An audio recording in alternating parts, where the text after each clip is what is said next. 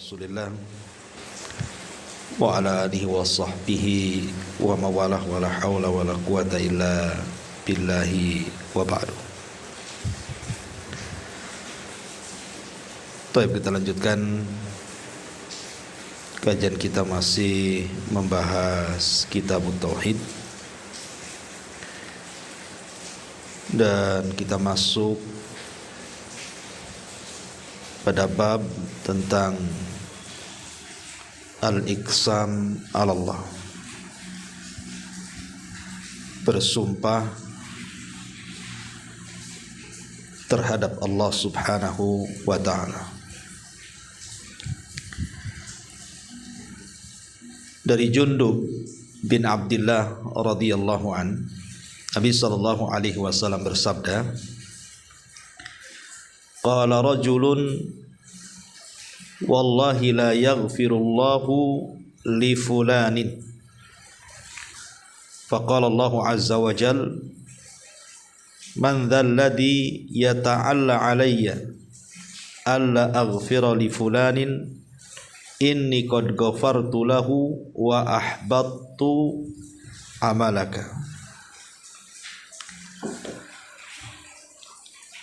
Kata Nabi sallallahu alaihi wasallam, ada seorang laki-laki berkata, demi Allah, Allah tidak akan mengampuni si fulan. Maka Allah Subhanahu wa ta'ala berfirman, siapa yang bersumpah mendahulukan diriku bahwa aku tidak akan mengampuni si fulan, sungguh aku telah mengampuninya dan aku telah menghapuskan amalanmu. Di sini Syekh Muhammad ibn Abdul Wahhab rahimahullahu taala, beliau membuat bab ini, bab ke-63 dari kitab Tauhid, ingin menjelaskan kepada kita tentang bahaya bersumpah kepada Allah Subhanahu wa ta'ala dengan kesan adanya mengatur Allah. Karena hadis ini diriwayatkan oleh Imam Ahmad, redaksinya cukup panjang. Jadi Nabi sallallahu alaihi wasallam menceritakan tentang kisah di zaman Bani Israel. Ada dua orang yang bersaudara, yang satu ahli ibadah dan yang satu ahli maksiat. Yang ahli ibadah ini orangnya baik, setiap hari memberikan nasihat kepada ahli maksiat ini, disuruh bertobat kepada Allah Azza wa Jalla. Tetapi yang ahli maksiat ini, dia tetap di atas kemaksiatannya, sampai satu waktu yang ahli ibadah ini hilang kendali, hilang kontrol, sehingga dia marah. Kemarahannya menjadikan dia bersumpah kepada Allah Azza wa Jalla, dan dia mengatakan, demi Allah, kalau engkau tidak bertobat kepada Allah, maka Allah Subhanahu wa ta'ala tidak akan mengampuni dosa-dosamu dan engkau dipastikan masuk neraka. Kemudian Allah Subhanahu wa ta'ala takdirkan dua orang ini meninggal dunia. Kemudian dihadapkan di hadapan Allah Azza wa Jal, ahli ibadah dan ahli maksiat tadi. Tiba-tiba kemudian Allah Subhanahu wa ta'ala katakan kepada ahli maksiat, masuklah kau ke dalam sorga karena rahmatku.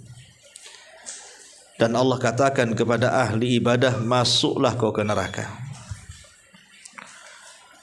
Abu Hurairah radhiyallahu an sampai mengatakan, lihat, gara-gara satu ucapan menjungkir balikkan dunia dia dan akhirat dia. Yang harusnya ahli ibadah ini masuk ke dalam sorga, tiba-tiba Allah masukkan ke dalam neraka.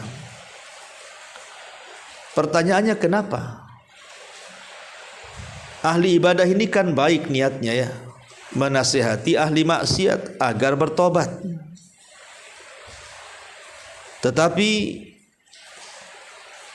kemudian ahli ibadah ini malah dimasukkan ke dalam neraka, tidak dimasukkan ke dalam surga.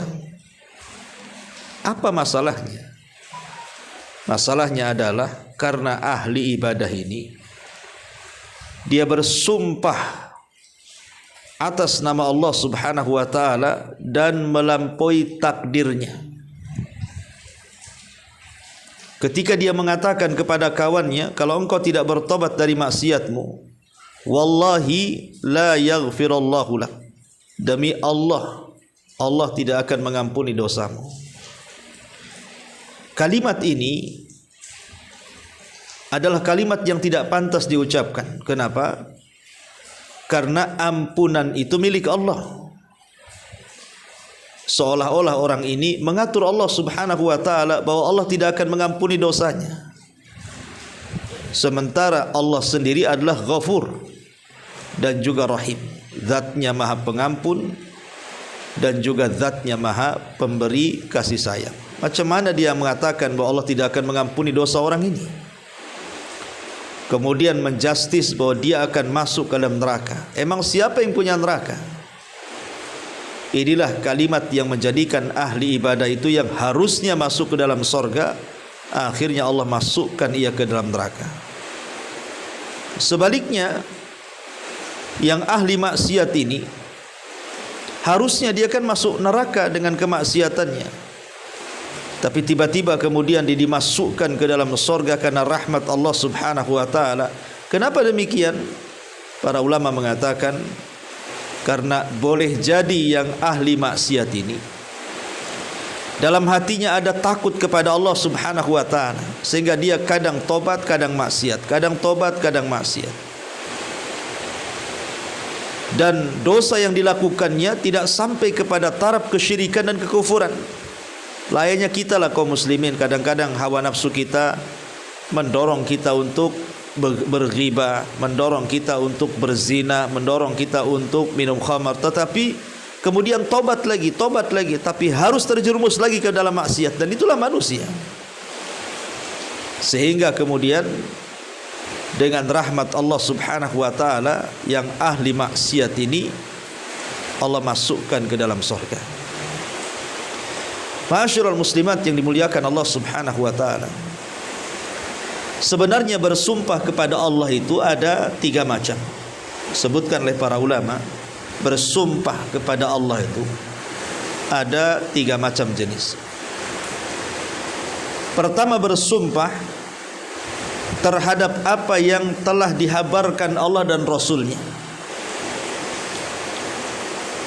baik dalam bentuk penetapan ataupun dalam bentuk peniadaan. Seperti umpamanya mengatakan, demi Allah, orang-orang musyrik itu kalau tidak bertobat masuk neraka.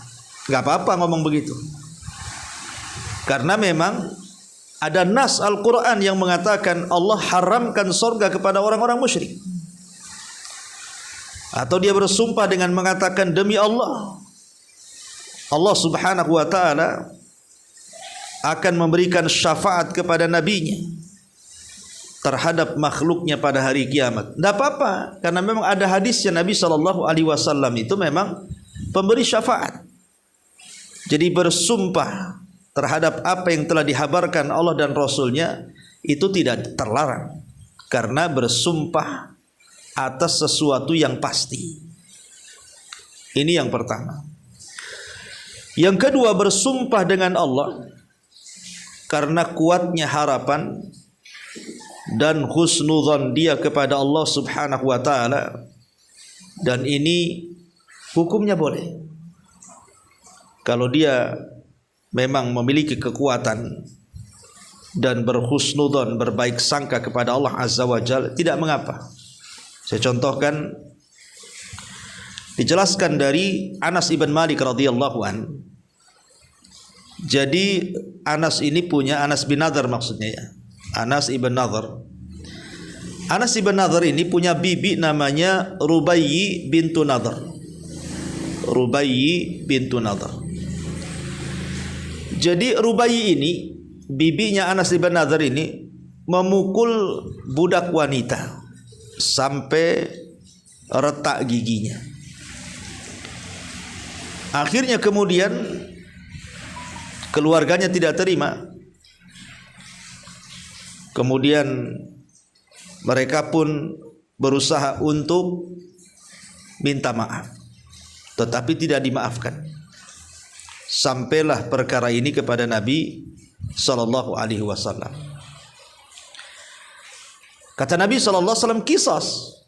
Karena Rubai sudah memukul seorang budak wanita sampai pecah giginya, ya dalam Islam ya harus dikisas, karena mecahkan gigi orang ya dipecahkan lagi gigi dia gitu ya. Ketika Anas ibn Nadhr ini mendengar bibinya akan dikisas, dia enggak terima. Dia datang kepada Nabi sallallahu alaihi wasallam dan mengatakan, "Walladzi ba'atsaka bil haqq la tuqsar thaniyatuha, la tuqsar thaniyatuha." Demi Allah, demi zat yang mengutus dirimu dengan kebenaran, jangan kau pecahkan gigi bibiku, katanya. Ini kan bersumpah nih. Jadi Anas bin Nadhr ini bersumpah, wallahi demi Allah, jangan kau pecahkan gigi bibiku, katanya. Padahal dia sudah salah mecahkan gigi orang, ya harus dikisas kan, Bu ya. Namanya dalam Islam kan terkenal kisos. Tapi Anas bin Nadhr karena itu bibinya, dia bersumpah di hadapan Rasul, wallahi demi Allah, la tuqsar, jangan kau pecahkan gigi bibiku, katanya. Maka Nabi SAW mengatakan, ya Anas, kitabullah al-qisas. Anas ibn Nadhr, kitab Allah Al-Quran menyuruh kisas, menyuruh kisas. Tapi Anas ibn Nadhr tetap mengatakan, wallahi la tuqsar, demi Allah jangan dipecahkan giginya, katanya. Ketika kemudian keluarga yang budaknya itu dipecahkan giginya oleh Rubai itu datang, tiba-tiba kemudian memaafkan apa yang dilakukan oleh Rubai ini. Memaafkan apa yang dilakukan oleh Rubai ini, padahal sudah memecahkan giginya, tapi dimaafkan. Dari sini kata Nabi sallallahu alaihi wasallam, inna min ibadillahi man law aqsama 'ala Allah la abarrahu. Sesungguhnya di antara hamba-hamba Allah ada manusia yang kalau bersumpah itu pasti semua keinginannya diijabah Allah Azza wa Jalla. Jadi Anas bin Nadhr ini salah satu orang yang doanya mustajab. Di sini kan dia bersumpah di hadapan Rasul kan, demi Allah jangan kau pecahkan, padahal sudah jelas-jelas Al-Quran mengatakan kisaskan begitu. Tetapi Anas ibn Nadhr ini mengatakan seperti ini karena dia berhusnudzon kepada Allah Subhanahu wa taala bahwa keluarga yang dipecahkan giginya ini pasti akan memaafkan, dan betul memaafkan. Lah kalau berhusnudzon kepada Allah Subhanahu wa taala dengan kekuatan yang sangat kuat, yakin dengan Allah Azza wa Jalla, tidak mengapa. Itu yang dikatakan oleh para ulama. Masalahnya yang dikehendaki mu'alif rahimahullah ta'ala di sini tentang larangan bersumpah kepada Allah itu maksudnya adalah sumpah dalam rangka ujub, sumpah dalam rangka sombong terhadap dirinya dan menjauhkan keutamaan Allah serta berburuk sangka kepada Allah Azza wa Jalla. Karena kasusnya yang tadi itu, yang ahli ibadah dengan ahli maksiat itu, Bu, yang ahli ibadah ini kan seolah-olah dia merasa sombong dengan ibadahnya, merasa dia paling hebat dibandingkan kawan yang ahli maksiat dengan ibadahnya. Makanya dia bisa bersumpah, demi Allah kalau engkau tidak tobat, katanya, Allah tidak akan mengampuni dosamu. Demi Allah kalau kau tidak tobat, dipastikan kau masuk neraka. Ini kan ujub, tidak memandang orang lain, seolah-olah dirinya masuk surga, yang lain masuk neraka, begitu maksudnya.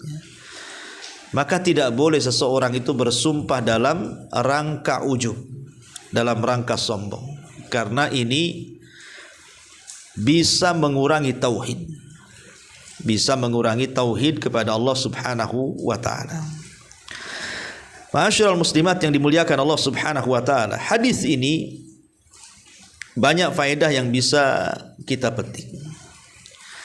Pertama, haram hukumnya bersumpah kepada Allah kalau dalam rangka ujub, dalam rangka sombong tidak boleh.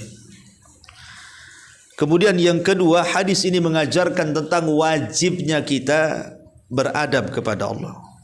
Karena kesannya menyuruh-nyuruh Allah yang seperti ini. Seolah-olah ya Allah jangan ampuni dia, ya Allah masukkan dia ke neraka. Seolah-olah kan seperti itu. Dan Allah tidak bisa diatur. Allah tidak seperti manusia. Maka kita harus beradab dengan Allah Subhanahu wa taala. Kemudian juga di sini ada faedah tentang bahayanya lisan, Bu. Bahayanya lisan.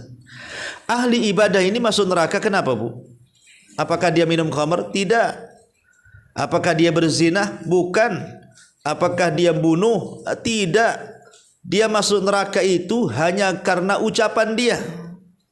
Mengatakan kepada saudaranya yang ahli maksiat, demi Allah kalau engkau tidak bertobat, Allah tidak akan mengampuni. Allah akan masukkan kau ke neraka. Itu gara-gara ucapan itu dia masuk neraka tuh. Karena dia bersumpah melintasi takdir. Makanya di sini hati-hati. Jangan sampai kita mengucapkan satu kalimat yang menjungkir balikan dunia kita dan akhirat kita, seperti Abu Hurairah tadi mengatakan kepada atau memberikan catatan kepada hadis ini. Lihat ahli ibadah itu, kata Abu Hurairah, terjungkir balik akhirat dan dunianya, kata, hanya dengan satu kalimat. Makanya Nabi SAW pernah mengatakan, wa innal abda la yatakallamu bil kalimati, seorang hamba ada yang mengucapkan satu kalimat, la yulkilaha balan, tidak sadar dia ucapkan, dan satu kalimat itu memancing kemurkaan Allah. Apa yang terjadi? Kata Nabi SAW, maka orang ini ya'wi fi nari jahannam, maka akan dimasukkan, dilemparkan ke dalam neraka Jahannam sejauh barat dan timur. Lihat bahasa Nabi, satu kalimat tanpa sadar diucapkan mengandung kemurkaan Allah, menjadikan penyebab orang itu masuk Jahannam. Bagaimana kalau kalimat itu ditata dengan rapi, ada niat yang mengucapkannya, dan isinya kemurkaan Allah, tentu lebih pantas lagi dimasukkan ke dalam Jahannam. Makanya di sini penting menjaga lisan, ya, menjaga lisan. Jangan sampai lisan ini kita gunakan untuk ghibah, kita gunakan untuk mencaci, memaki, menghina, merendahkan, apalagi sampai kemudian memvonis orang lain layak masuk neraka atau layak masuk surga. Padahal Allah tidak mengatakan si fulan masuk neraka atau si fulan masuk surga. Kemudian juga faedahnya di sini bahwa mengatakan kepada saudara kita itu bahwa Allah tidak akan mengampuni, ini kesannya dia mengatakan bahwa kamu itu kafir. Karena hanya orang kafir yang tidak akan diampuni dosanya kalau dia mati tidak bertobat. Atau hanya orang musyrik yang mati tidak akan diampuni dosanya kalau dia sebelum mati tidak bertobat. Jadi tidak boleh kita ini mengatakan kepada saudara kita dengan kata-kata kekufuran, hei kafir, tidak boleh. Makanya manhaj ahli sunnah wal jamaah tidak mengenal manhaj takfir, mengkafir-kafirkan di luar golongannya. Itu manhajnya Khawarij. Itu manhajnya Mu'tazilah yang suka mengkafir-kafirkan itu. Ahli sunnah tidak boleh mengkafir-kafirkan. Karena mengkafirkan seseorang sama dengan memasukkan orang itu ke neraka. Lah siapa yang punya neraka? Allah yang punya neraka, bukan kita. Ya. Kemudian juga faedahnya di sini bahwa amal itu ditentukan akhirnya. Lihat kisah ahli ibadah dengan ahli maksiat ini. Ahli ibadah ini dari awal sampai akhir ibadah terus, tidak pernah maksiat. Sementara yang ahli maksiat ini kadang maksiat, kadang tobat, kadang maksiat, kadang tobat. Begitu kehidupannya. Tapi lihat akhir ceritanya. Yang ahli ibadah dimasukkan ke neraka, yang ahli maksiat pula Allah masukkan ke dalam surga karena rahmatnya. Dari sini ada faedah bahwa al-a'mal bi khawatimiha. Amal itu ditentukan akhirnya. Makanya kita berlindung kepada Allah. Sekelas Nabi Yusuf alaihi salatu wassalam saja. Itu Nabi, Bu. Dia berdoa kepada Allah Subhanahu wa taala, tawaffani musliman wa alhiqni bisalihin. Ya Allah, wafatkan aku dalam kondisi muslim dan libatkan aku bersama orang-orang saleh. Itu yang ngomong Nabi Yusuf, Bu. Seorang nabi yang sudah dijamin jelas-jelas masuk surga. Tapi dia tetap meminta kepada Allah jangan sampai diwafatkan kecuali muslim, dan gabungkan dia dengan orang-orang saleh. Kalau seorang nabi saja mengatakan seperti itu, harusnya ucapan ini layak kita ucapkan. Makanya kenapa seseorang itu dilarang berbangga dengan amalan itu? Nggak boleh. Karena siapa yang tahu amalan kita itu diterima atau tidak? Tidak ada yang tahu. Saya contohkan satu kisah. Jadi di zaman Nabi SAW ada seorang sahabat namanya Utsman ibn Mad'un.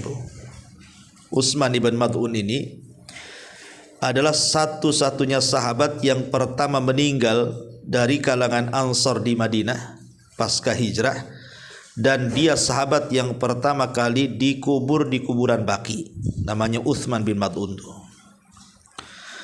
Jadi saat meninggal Utsman ibn Mad'un ini, ada seorang wanita namanya Ummul Ala radhiyallahu an. Ummul Ala ini dia sangat mengagumi Utsman ibn Mad'un karena memang dia ahli ibadah. Saat Utsman bin Mad'un ini, Ummul Ala mengatakan di hadapan Nabi SAW, rahmatullahi alaika ya Aba Sa'id, fasyahadati alaika laqad akramakallah, katanya Ummu Sa'ib di hadapan Rasul memuji Utsman ibn Mad'un saat meninggal. Apa kata dia? Semoga Allah merahmati kamu wahai Aba Sa'ib. Aba Sa'ib ini kunyah Utsman bin Mad'un. Fasyahadati, dan aku sangat yakin, aku berikan persaksianku, katanya Ummu Ala ini, bahwa engkau sungguh akan Allah muliakan di sisinya. Jadi Ummu Sa'ib kesannya apa?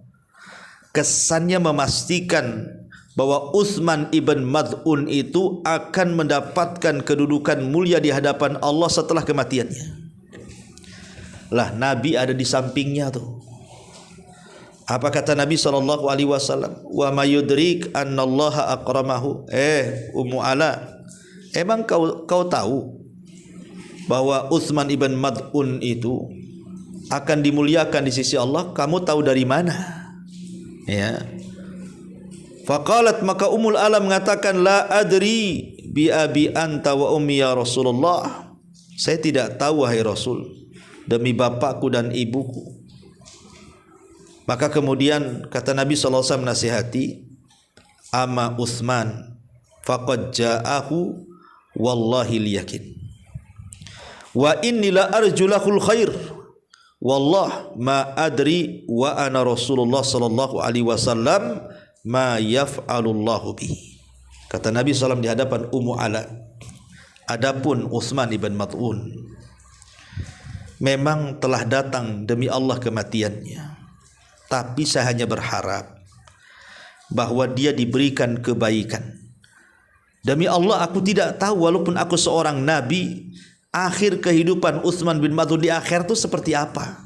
Lihat, Nabi saja tidak tahu kondisi Utsman setelah kematian, tapi Ummu Ala ini memberikan rekomendasi seolah-olah Utsman ibn Mad'un itu mendapatkan posisi baik di hadapan Allah Azza wa Jalla. Akhirnya Ummu Ala pun mengatakan, demi Allah, setelah kejadian ini la uzakki ahadan ba'dahu abadan. Demi Allah, aku tidak mungkin mentazkiyah, memberikan rekomendasi kepada siapapun selamanya. Kemudian Ummu Ala pergi. Di malam harinya Ummu Ala ini mimpi tentang Utsman ibn Mad'un. Dia melihat ada mata air yang mengalir di bawah kaki Utsman ibn Mad'un. Maka aku pun menceritakan hal itu kepada Nabi SAW. Maka Rasul pun mentakwil mimpinya Ummul Ala dan mengatakan itu karena amalannya. Itu karena amalan Utsman ibn Mad'un. Lihat bagaimana kisah Utsman ibn Mad'un ini. Kita tidak bisa memponis bahwa si fulan termasuk penduduk sorga atau si fulan termasuk penduduk neraka, kecuali orang-orang yang sudah diponis oleh Nabi SAW si fulan akan masuk sorga, seperti Abu Bakar, Umar, Utsman, Ali dan 10 sahabat yang memang atas lisan Rasul masuk sorga. Maka boleh kita katakan Abu Bakar di sorga, Utsman di sorga, Ali di sorga, Tolha di sorga, nggak apa-apa, karena memang mereka diponis masuk sorga. Atau Hasan Husain di sorga, atau Fatimah di sorga, atau Aisyah di sorga, atau Khadijah di sorga, atau Rumaisah di sorga, memang nggak apa-apa karena sudah diponis. Tapi kalau tidak diponis nama-namanya secara ta'yin, maka tidak boleh kita memastikan si fulan masuk sorga. Apalagi kemudian seseorang dengan sombongnya, dengan congkaknya, dengan bangga dirinya, bahwa amalan yang ia lakukan itu bisa memasukkan dia ke sorga. Tidak ada yang tahu akhir kehidupan manusia itu, apakah diakhiri su'ul khotimah ataukah diakhiri husnul khotimah. Tidak ada yang tahu. Kita hanya mengharap, maksudnya gitu ya, mudah-mudahan kita diwafatkan husnul khotimah, tidak diwafatkan su'ul khotimah. Itu saja, karena kita tidak tahu akhir kita seperti apa. Tapi walaupun demikian, kita tetap berusaha untuk berbuat baik dan berbuat baik, untuk beribadah dan terus beribadah, supaya fasanu yassiruhu lil yusra. Sudah mudahlah ibadah kita, Allah mudahkan lagi perjalanan kita, ya. Jadi itu diantara faedah daripada hadis ini. Termasuk dari faedah ini artinya dilarang, tidak boleh seseorang itu merendahkan. Tidak boleh seseorang itu merendahkan walaupun dia berbuat dosa. Tidak boleh merendahkan ahli maksiat, ya. Karena di zaman Nabi SAW ada orang, atau saya lupa namanya, dia suka mabuk, tapi tidak terang-terangan mabuknya sahabat itu. Tapi kadang ketahuan, bertobat, akhirnya datang kepada Rasul dan minta dihukum. Ya Rasulullah, syaribtul khamra fatahhirni. Rasul, aku sudah minum khamar, tolong bersihkan. Akhirnya dicambuk 40 kali. Kemudian dia terjerumus lagi ke dosa minum khamar, dicambuk lagi sampai berkali-kali, sampai geramlah sahabat ini. Akhirnya melaknat sahabat yang tukang mabuk dicambuk ini. Tapi Rasul mengatakan, la tasubbuhu, jangan kau cela dia, fa innahu yuhibbullaha war rasul. Karena walaupun dia tukang mabuk, kata Rasul, tapi dia sangat sayang dan cinta dengan Allah Azza wa Jalla, ya. Jadi kita tidak boleh merendahkan orang walaupun dia ahli maksiat. Kalau bisa kita dakwahi, kalau bisa kita ajak, ya, supaya dia bertobat. Dan dalam kisah ini juga ada faedah, tidak boleh mematahkan semangat orang. Tidak boleh mematahkan semangat orang untuk bertobat. Karena Allah Subhanahu wa taala mengatakan, la taqnatu min rahmatillah. Jangan putus asa dari rahmat Allah. Jangan menjadi orang yang menjadikan orang lain putus asa karena kita. Dosamu terlalu gede nih, nampaknya kau tak akan masuk surga nih. Enggak boleh, ya. Ini sudah tua baru hijrah, sulit kau masuk surga. Enggak boleh ngomong kayak gitu. Jangan mematahkan semangat orang untuk tobat, ataupun jangan membuat orang itu putus asa dari rahmat Allah Subhanahu wa taala. Lihat bagaimana kisah ini, ahli ibadah ini mematahkan semangat. Kalau kau tidak bertobat, kau tidak akan diampuni. Kalau kau tidak bertobat, ku pastikan kau masuk neraka. Ini kan mematahkan orang namanya. Jadi harusnya memberikan semangat, Bu. Kalau ada saudara kita, keluarga kita, teman kita masih bergelimang di atas dosa, ajak mereka. Ya, kamu ini orang baik. Ya. Ayolah kita ngaji, ayolah kita sholat, ayolah kita ini gitu. Kasih semangat dia bertobat. Jangan seperti orang ini mematahkan semangat orang. Termasuk juga di sini dari kisah ini juga faedahnya adalah hendaklah at-tawadhu wa ta'addubu ma Allah Subhanahu wa taala fil aqwali wal ahwal. Hendaklah kita merendah dirikan diri dan beradab kepada Allah Azza wa Jal, baik dalam ucapan kita ataupun perbuatan kita. Kita harus punya adab dan akhlak dengan Allah. Hati-hati kalau ngomong itu. Ya. Karena sekarang banyak orang yang kemudian mencari keuntungan pribadi dia atau dunia mengatasnamakan agama. Mengatasnamakan agama. Contoh nih, orang yang jualan. Ibu jualan di pasar. Karena pengen laku, dijualnya Allah. Dengan cara apa? Bersumpah dia. Wallahi, demi Allah. Padahal dia sedang berdusta tuh. Allah dijual dengan dagangan dia. Ini enggak beradab, enggak berakhlak namanya. Ya. Jadi harus tawadu, punya adab dengan Allah Azza wa Jalla. Termasuk juga di sini faedahnya adalah khauful mu'min min ihbati amalihi bisu'il adabi ma Allah. Hendaklah seorang mukmin itu takut kalau amalannya gugur gara-gara tidak punya adab kepada Allah. Seperti kasusnya ahli ibadah ini kan. Dia enggak punya takut, malah dia kemudian tidak menjaga lisannya, akhirnya bersumpah melewati takdir Allah, tidak beradab, ujung-ujungnya dia pula masuk neraka. Makanya penting seorang mukmin itu punya rasa takut, jangan sampai amalan yang sudah dilakukannya tidak diterima. Makanya ada istilah ulama salaf, seseorang yang bangga dengan amalannya, anggaplah seluruh kehidupan dia beribadah, tidak pernah maksiat. Tapi dia merasa ujub dengan ibadahnya, itu lebih jelek dibandingkan orang yang menangis karena melakukan dosa. Jadi kalau ada orang berdosa, melakukan maksiat, tapi dia menyesal, memang dia tidak banyak amalannya, itu masih lebih baik dibandingkan orang yang terus beramal soleh, terus beribadah, tapi merasa ujub, merasa sombong, seolah-olah dirinya paling hebat dibandingkan orang lain. Naudzubillah. Ya. Ma'asyiral muslimat yang dimuliakan Allah Subhanahu wa taala, termasuk juga di sini ada faedah bahwa qad yughfar lisyakhsin bisababi ghairihi. Terkadang seseorang itu bisa diampuni dosanya gara-gara orang lain. Gara-gara orang lain akhirnya dia diampuni dosanya. Bahkan ini yang paling bahaya, qad yuhbat al-amalu min ajli kalimatin. Terkadang satu kalimat bisa menggugurkan semua amal. Hati-hati, saya ulang dari awal, hati-hati mengucapkan satu kalimat. Seperti contoh umpamanya mengatakan bahwa hukum Allah itu tidak lebih baik dibandingkan hukum manusia. Kufur dia. Padahal ngomong gitu saja tuh. Ya. Kalau ada orang mengatakan bahwa hukum selain daripada hukum Allah lebih baik daripada hukum Allah, sadar ataupun tidak, ucapan ini bisa mengeluarkan dari Islam. Karena pelakunya bisa kufur, mengatakan hukum manusia lebih baik daripada hukum Allah. Padahal yang ngomong begitu saja kan.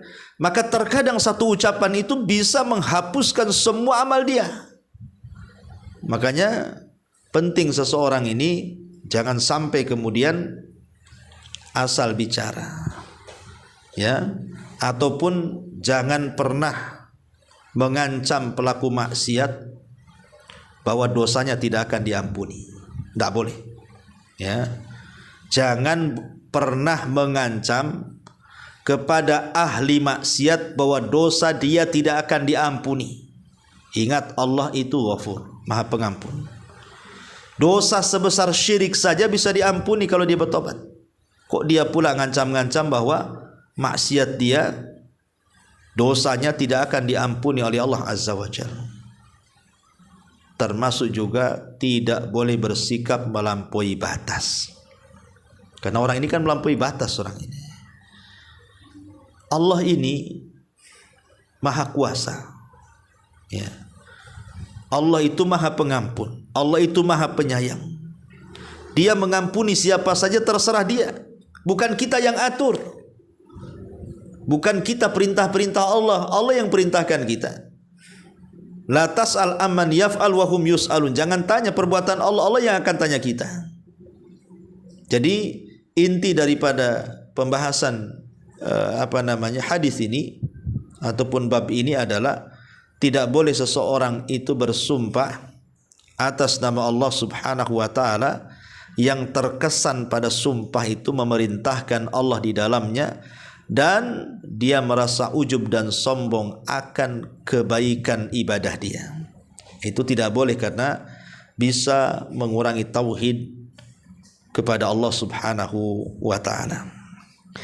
Ma'asyiral muslimat yang dimuliakan Allah Subhanahu wa taala. Ini diantara faedah yang bisa kita petik dari bab yang kita kaji. Wallahu a'lam bu. Tidak banyak faedah dari bab ini. Kita buka tanya jawab saja. Silahkan kalau ada yang mau bertanya.